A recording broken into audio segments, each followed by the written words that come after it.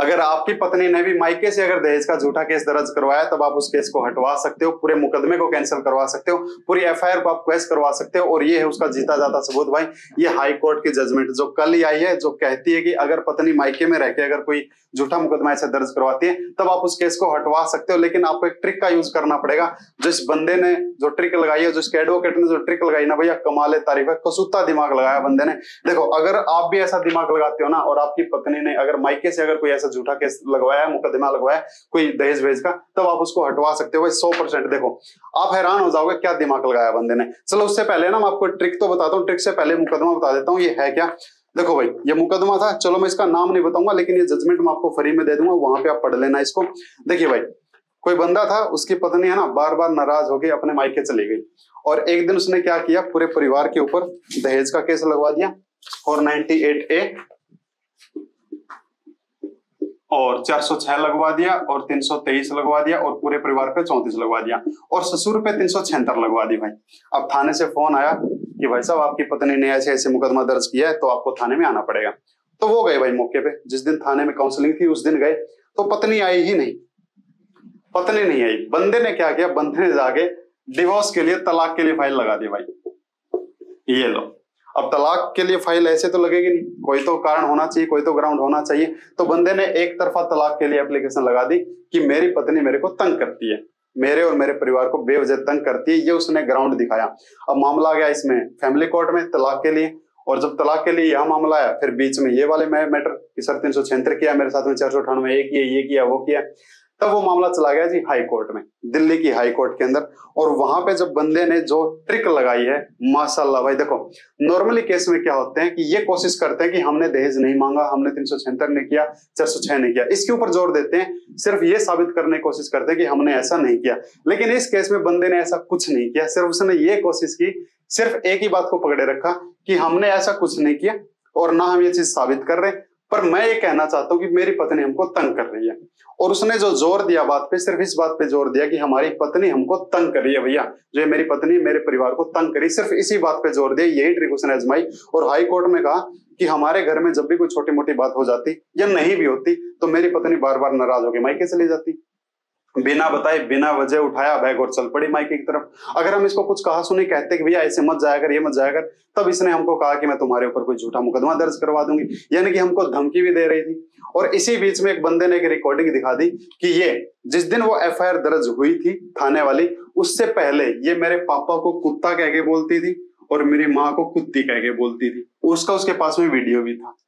उसने सिर्फ एक ही बात पे जोर दिया, इस बंदे ने, इसके एडवोकेट ने, कि हमने ऐसा नहीं किया। इस बात पे जोर नहीं दिया, उसने जोर दिया कि ये हमको तंग कर रही है, हम इसको तंग नहीं कर रहे दहेज के लिए, ये हमको तंग कर रही है, ये ऐसा ऐसा बिहेवियर हमारे साथ में कर रही है और ये जो चीजें, ये ऐसा हो ही नहीं सकता। जब ये मेरे उसको पापा को कुत्ता कह के बोलती है तो वो इंसान, तब ये सारी बातें जब हाई कोर्ट ने सुनी तब लगाया दिमाग कि हाँ भाई ये लड़की उनको तंग कर रही है, वो उनको तंग नहीं कर रहे हैं, और उनका पूरा केस कैंसिल कर दिया, क्वेश कर दिया और बंदे का डिवोर्स भी कर दिया, तलाक भी कर दिया। अब आपको ये चीज कैसे इसको इस्तेमाल करना है, कैसे ट्रिक लगानी है, वो मैं चीज आपको बता देता हूं। देखिए भाई, अगर आपकी वाइफ ने भी ऐसा ही कुछ किया है, मायके से अगर कोई दहेज का मुकदमा दर्ज किया है, एक चीज और यहाँ पे बंदे ने ये भी दलील दी कि अगर हमने ऐसा ही दहेज मांगा तो फिर हमारे एरिया में भी थाना था, वहां पे भी जा सकते, बार बार मायके जाके क्यों। तो चलो मैं इसको पूरी आपको अच्छे से बताता हूँ कैसे आपको इसको यूज करना है। देखिए, अगर आपकी वाइफ ने भी आपके ऊपर कोई दहेज का झूठा केस दर्ज कर दिया मायके में, तब पहली चीज तो वही थाने से आपके पास में फोन आएगा कि ऐसे ऐसे आपको जाना है। अगर आपकी वाइफ वहां पे मौके पे नहीं आती तब ये चीज आपके पास में सबूत है, दूसरी काउंसलिंग पे नहीं आती, तीसरी काउंसलिंग पे नहीं आती, जो भी है। इससे पहले जैसे ही आपके पास में थाने से फोन आता है कि आपकी पत्नी ने आपके ऊपर 498 या फिर जो 7 वाली धाराएं वो लगवाई हैं, तब सबसे पहला काम जो आपको करना है वो आपको सेक्शन 9 लगा देना है जी। भले आपके ऊपर झूठा मुकदमा है, वो अपनी मर्जी से गई है, कैसे भी गई है, आपको कुछ नहीं करना। देखो इस चीज के फायदे बहुत है भाई, ये मैं ट्रिक के लिए आपको बता रहा हूँ, ये आपको यूज कैसे करना। आपको सबसे पहले सेक्शन 9 लगा देना है, चाहे उससे पहले काउंसलिंग आए या ना आए। अगर वो यहाँ पे आके कह देती है कि मेरे को नहीं जाना, ये लोग मेरे को तंग करें, वो करें, बस इतना ही काफी है। अगर ये चीज आपके पास में आ जाती है, देन उसके बाद में अगर वो मेंटेनेंस का केस लगाएगी, वहां पे भी आपको रिलीफ मिलेगी, आपको क्या पता मेंटेनेंस ना भी देना पड़े। उसके बाद पहली चीज आपको ये करनी है भाई। फिर अगर जो थाने के अंदर जो काउंसलिंग चल रही है वहां पे आपको जाना है, अगर वहां पे आती है तो वहां पे क्या क्या बोलती है वो चीज भी आपको नोट करनी है, और अगर वो नहीं आती तो वो चीज भी आपको नोट करनी है।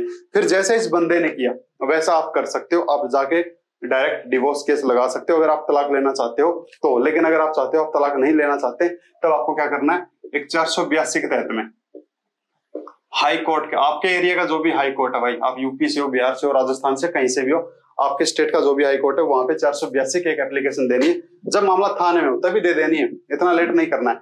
और वहां पे जाके आपको ग्राउंड ये रखने हैं कि हमने सेक्शन 9 लगाया, ये नहीं आना चाहती। पत्नी जो है बार बार अपनी मर्जी से मायके चली जाती है, या आपको अगर किसी और चीज के कारण, किसी भी चीज के कारण अगर आपको तंग कर रही है, वो तंग क्यों कर रही है उस चीज का आपको सबूत देना पड़ेगा। अगर आपके माँ बाप के साथ में अच्छा व्यवहार नहीं कर रही है वो चीज आपको बताना पड़ेगा। अगर आपके बच्चों के साथ में अच्छा व्यवहार नहीं कर रही है वो चीज भी आप वहां पे बता सकते हो। और सबसे अहम चीज जो इस बंदे ने यूज नहीं की, जो मैं आपको बताना चाहता हूँ, एक FIR का टाइम होता है भाई। FIR अगर मान के चलो आज किसी ने दहेज मांगा है और वो 6 महीने बाद जाके दहेज के केस की FIR देगी, एप्लीकेशन देगी, तो FIR लेट है। ये चीज आपको सबसे पहले हाई कोर्ट में जब भी 482 लगाओ, सबसे पहला पॉइंट यही रखना है कि अगर हमने सच में दहेज मांगा है तो इसने FIR 1 साल के बाद क्यों कराई, 2 साल के बाद क्यों कराई, या अपने मायके में क्यों रह रही है, जब हम इसको रखना चाहते हैं फिर बार बार वहां पे क्यों भाग जाती है। तो भैया ये जो 5-7 बातें हैं इनको आपको यूज करना पड़ेगा 482 की एप्लीकेशन लगा के। अगर हाई कोर्ट में मामला चला गया और हाई कोर्ट को पता लग गया कि हाँ FIR लेट है, आपने सेक्शन 9 किया फिर भी वो नहीं आना चाहती है, अगर उसने आपको थाने में बुलाया अगर वो नहीं आ रही, तब ये सब क्या बन जाएगा, ये तंगी बन जाएगी कि पत्नी आपको तंग कर रही है, आप पत्नी को तंग नहीं कर रहे हैं। और अगर ऐसा होता है तब आपकी एप्लीकेशन भी कैंसिल हो जाएगी। या इसके अलावा अगर कोई और ऐसी बातें हैं जो आपके साथ में हो रही है, देखो ये तो सभी के लिए बातें थी, अब कुछ ऐसा भी हो सकता है जो स्पेशल आपके साथ हो रहा हो, तो आप मेरे साथ उस चीज को शेयर कर सकते हो। ये मेरा पर्सनल व्हाट्सएप नंबर है भाई, इस पे सिर्फ व्हाट्सएप करना भाई, कॉल मत करना भाई, कॉल नहीं उठेगा, सिर्फ व्हाट्सएप करना। व्हाट्सएप पे आपको सारा सोल्यूशन मिल जाएगा, वो भी बिल्कुल फ्री मिलेगा। और अगर आपको ये जजमेंट चाहिए तो मैं इसका एप्लीकेशन का लिंक दे रहा हूँ, ये करेंटिव नाम की एप्लीकेशन है, इसका लिंक आपको डिस्क्रिप्शन में मिल जाएगा। वहां पे ना आपको जाना फ्री स्टडी मटेरियल पे, ऐसा एक ऑप्शन मिलेगा जैसा आपको स्क्रीन पे दिख रहा होगा, वहां पे आपको ये जजमेंट बिल्कुल फ्री में मिल जाएगी, आप इसको डाउनलोड कर सकते हो कंप्लीट को। ये कल की जजमेंट है। इसके साथ में एक चीज और भी बता देता हूँ, अगर कोई पत्नी अपनी मर्जी से मायके गई है, अगर आप ये चीज साबित कर देते हो कि हमने इसको घर से नहीं निकाला, ये अपनी मर्जी से बैग उठा के भाग जाती है, और अगर वो कल को मेंटेनेंस का केस लगाती है, तो मेरे पास एक जजमेंट और है, मैंने सोचा कि अगर ये भी आपके काम आ जाएगी। ये जजमेंट सुप्रीम कोर्ट का है, पहले वाला हाई कोर्ट का था, ये सुप्रीम कोर्ट का जजमेंट है, जिसमें साफ लिखा है कि अगर पत्नी अपनी मर्जी से बैग उठा के मायके जाती है और पति या उसके परिवार वालों को नहीं बताती कि मैं क्यों घर पे जा रही हूँ, बस तब उसके बाद में आपको फिर कोई मेंटेनेंस नहीं देना भाई। और ये जजमेंट भी मैं आपको फ्री में प्रोवाइड करवा दूंगा, वैसे ही उस एप्लीकेशन में मिल जाएगा, उसको डाउनलोड करके और वहां से इसको ले लेना। अगर कोई और बात हो इसके अलावा तब आप वो मेरे साथ में शेयर कर सकते हो। यहाँ पे जो आपको बात लिखनी है 482 वाले में, मैं फिर बता देता हूँ, FIR लेट है। अगर आपकी पत्नी भी आपको कोई झूठे मुकदमे की धमकी देती है, वो धमकी लिख देनी है। अगर वो आपके माँ बाप के साथ में, आपके बच्चों के साथ में कोई बुरा व्यवहार कर रही है, जैसे उस केस में कुत्ता कुत्ती कह के बोलती थी, या अगर कोई और शब्द ऐसा यूज कर रही है, वो भी आपको बता देना है। सेक्शन 9 का अगर उसने जवाब नहीं दिया या वो नहीं आई, ये चीज भी आपको बता देनी है। और अपनी मर्जी से वो बैग उठा के गई थी, आपने उसको नहीं भगाया, ये चीज भी अगर आप यहाँ पे साबित कर दोगे तब आपका मुकदमा कैंसिल हो जाएगा। आपका एडवोकेट आपको क्या राय देता है मेरे को नहीं पता, लेकिन मैं सिंपल सी चीज बताता हूँ। जैसी झूठी FIR आपके ऊपर दर्ज होती है, आप अपने एरिया का यानी कि अपने स्टेट के हाई कोर्ट में जाके 482 की एप्लीकेशन लगा के अपनी सारी बातें बता दो। हाई कोर्ट के पास में ना पावर होती है भाई, थाने में जो FIR है उसको कैंसिल कर सकती है। अगर कोई मुकदमा किसी कोर्ट में चल रहा है उसको अपने पास में बुला सकती है। ये बहुत तकड़ी चीज है 482, ठीक है। तो इसको हल्का मत समझना, ये मत सोचना कि क्या होता है इस एप्लीकेशन से, ये पसीने छुटवा देगी, पहले बता रहा हूँ। इस केस को देख लो, ये कल हाई कोर्ट का ही था, ये केस आपके सामने सबूत है।